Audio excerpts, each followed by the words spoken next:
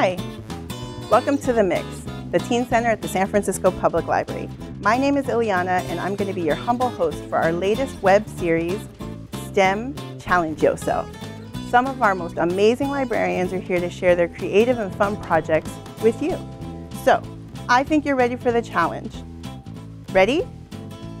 Hi everyone, I'm Vinny, and I'm here to lead you through the sticky ice experiment to show you the chemical reactions between salt and ice.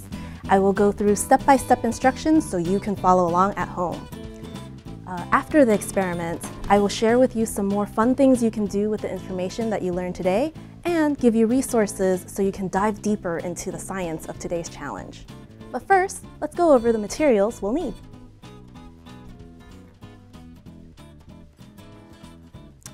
You'll need one bowl,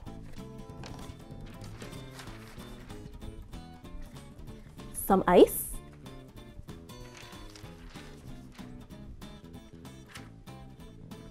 some water,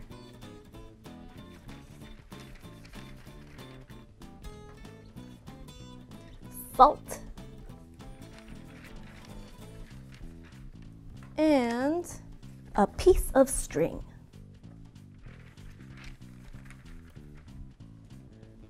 All right, let's get started. So step 1, put some ice into the bowl.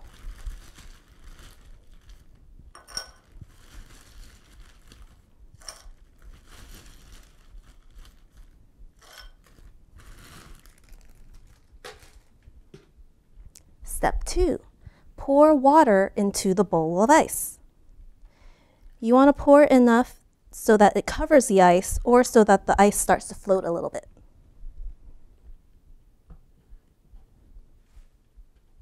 And before our next step, a quick question. Do you think you can get the ice to stick to the piece of string right now? Give it a try.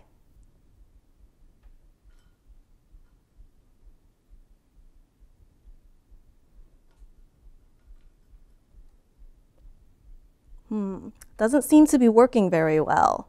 So let me show you the trick. Step 3, put the string over the ice cubes. And this will work better if you wet the string a little first. Now step 4, sprinkle some salt over the string and ice cubes. So make sure you cover that string.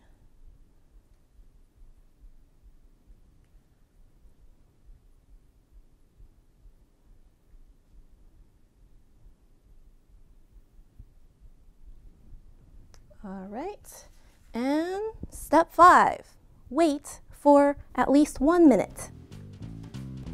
Vinny, while we wait, can I ask you some questions? Of course. What kind of salt would work for this? Any kind of salt?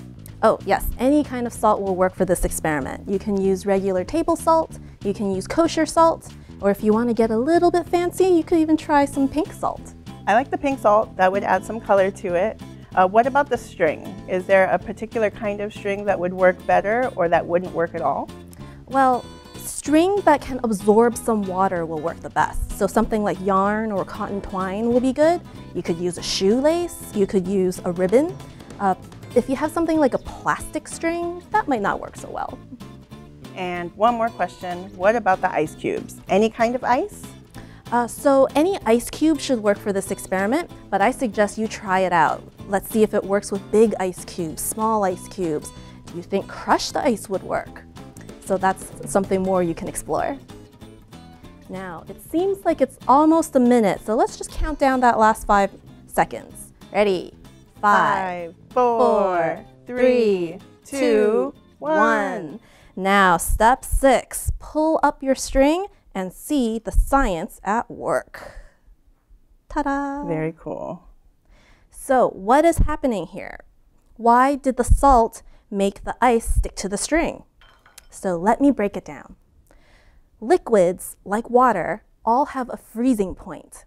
Now, the freezing point is the temperature where the liquid becomes a solid. For water, this temperature is 32 degrees Fahrenheit or 0 degrees Celsius. When you add things like salt to the liquid, to our water, this lowers the freezing point, meaning you have to get the water colder than 32 degrees before it turns back into a solid. Now, if you were watching carefully in that minute that you were waiting, once you sprinkled the salt over the ice, the top of the ice would have melted a little bit. So that is what lowering the freezing point does. Now, because we lowered the freezing point, that means now the water can get even colder than 32 degrees. And when that happens, the water around the salt and ice cubes refreezes just a little bit over the string, letting you pick up the ice cubes. So, cool, huh? Definitely. Now, what's next? Another really easy experiment you can do to feel for yourself the power of salt and ice is just grab another bowl, put in some more ice cubes. So we're setting this up just like the first experiment. And then pour in your water again.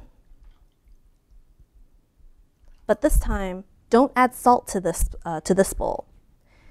If you dip your hands between the two bowls, you can feel for yourself the temperature difference.